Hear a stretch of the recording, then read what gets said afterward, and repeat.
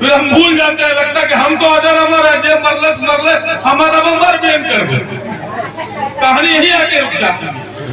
लेकिन ये सच नहीं है, सच वही है जो हम उस चिता पर देखते हैं कि सच को जाना है, तो सच को जानने का प्रयास, सच को पहचानने का प्रयास और सच के नजदीक जाने का प्रयास, यही भगवान को जानने का प्रयास है, यही भगवान तक पहुंचने का प्रयास है।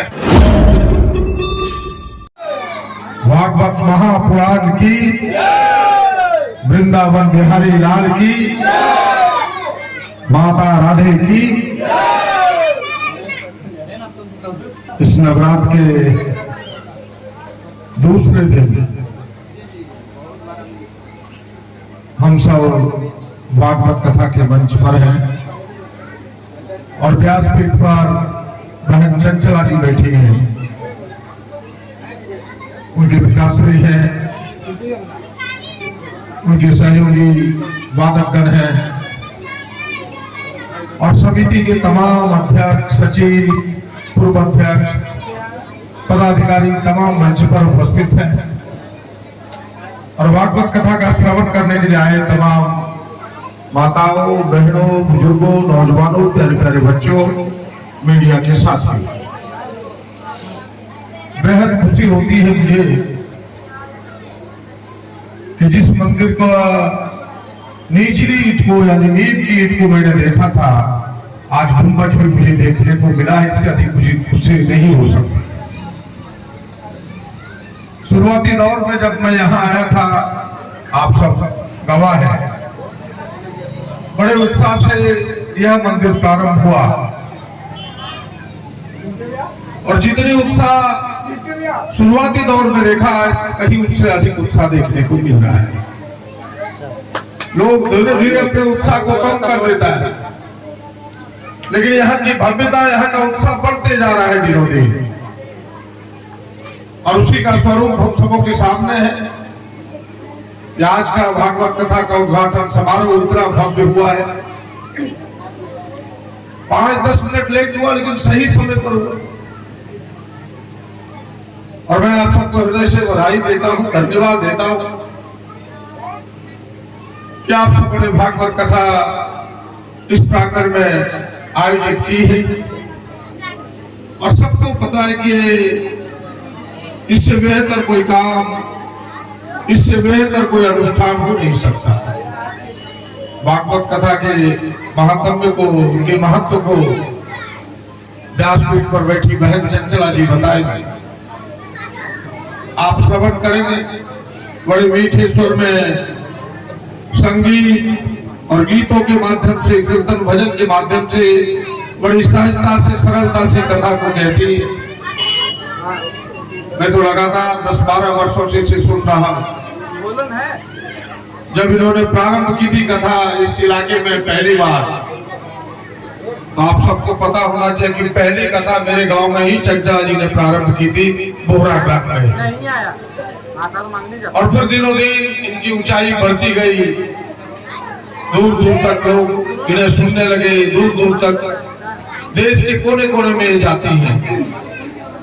और मैं इनके पूरे परिवार को, इनकी माताश्री को, इनके पिताश्री को, तमाम लोगों को जानता हूँ। पारिवारिक संबंध है हम सबों से और हमें लगता है कि यह 7 दिनों तक जो कथा चलेगी,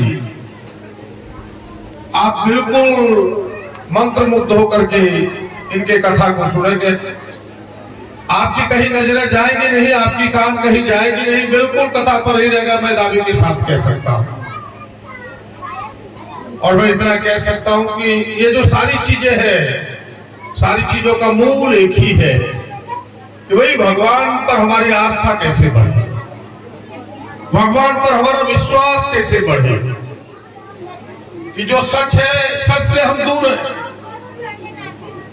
सच से हम काफी दूर हो जाते हैं, तो नजदीक लाने का एक व्यवस्था है और वह व्यवस्था है भागवत की कथा, कीर्तन, भजन।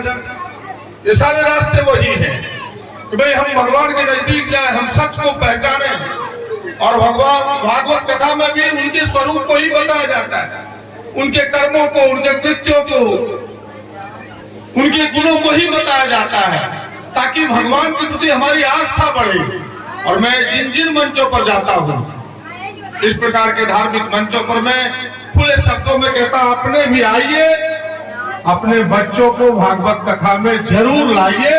मैं आपको दावे के साथ कह सकता हूं कि जिस दिन आपके बच्चे थोड़ी सी भी धार्मिक भावना से ओतप्रोत हो गया, आपके बच्चे सड़कों पर भटकते हुए, जो आज देखते हैं भटकते हुए बच्चों को, वो भटकता हुआ बच्चा आपका नजर नहीं आएगा। उन बच्चों का कदम सही दिशा में चलेगा, इसकी मैं गारंटी दे सकता हूं। इसलिए मैं कहता हूं अपने बच्चों को जरूर लाइए इन कथाओं में, और उन्हें इन कथाओं से अवगत कराइए, श्रवण कराइए। आपकी भावना तो धार्मिक होगी, बच्चों की भी भावना धार्मिक होगी, और जब बच्चे धार्मिक होंगे, अनुशासित होंगे, बड़ों का आदर करेंगे, माँ बाप का आदर करेंगे, समाज में मिलजुल करके चलना चाहेंगे, जो गरीब लोग हैं, जो असहाय लोग हैं, उन्हें उनके मददगार के रूप में खड़ा होंगे। और ये सारी चीजें इन कथाओं में मिलती है। दुकानों में ये नहीं मिलता, बाजारों में ये नहीं मिलता, खरीदने से कहीं आपको नहीं मिलता।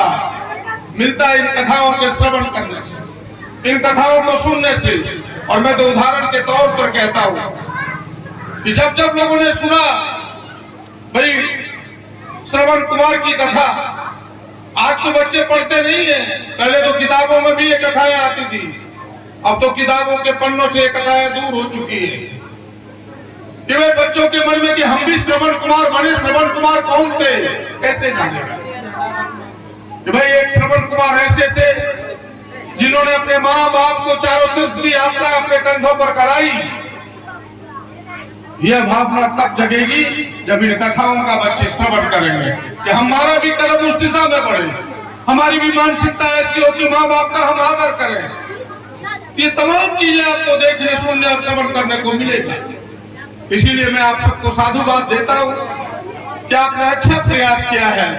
भगवान के प्रति आस्था बढ़े, भगवान के प्रति लगाव बढ़े, सत्य को जानने का हम प्रयास करें, क्योंकि सत्य जान के भी हम अनजाने। हम कभी श्मशान घाट में जाते हैं, उस समय हमारी भावनाएं बदल जाती है, उस समय तो लगने लगता है कि सबका यही अंत है, लेकिन 4 कदम पीछे हटते हैं तो फिर पूरी और जिलेबी की ओर ध्यान चला जाता है। फिर हम भूल जाते हैं, लगता है कि हम तो अजर अमर है, जे मरले हमारा मर बेन कर दे, कहानी यही आके रुक जाती है। लेकिन ये सच नहीं है, सच वही है जो हम उस चिता पर देखते हैं कि सच को जाना है, तो सच को जानने का प्रयास, सच को पहचानने का प्रयास और सच के नजदीक जाने का प्रयास, यही भगवान को जानने का प्रयास है, यही भगवान तक पहुंचने का प्रयास है। आइए बहन चंचला जी से पूरी कथा को हम सब सुने, श्रवण करें, भगवान के प्रति आस्था बढ़ाने का प्रयास करें, उनके चरणों में अपने आप को समर्पित करने का प्रयास करें। फिर से बहन चंचला जी को, उनके श्रद्धेय पिताजी को, उनकी पूरी टीम को, आप दुर्गा समिति के तमाम सदस्यों के प्रति प्रणाम अर्पित करते हुए, आभार अर्पित करते हुए, माँ दुर्गा के चरणों में प्रणाम अर्पित करते हुए कि माँ दुर्गा इस क्षेत्र को सुखी संपन्न करो, जिन्होंने अपने जीवन का जो लक्ष्य रखा है उसे पूरा करने में आशीर्वाद दो। इन्हीं चंद बातों के साथ बोलिए दुर्गा महारानी की जय।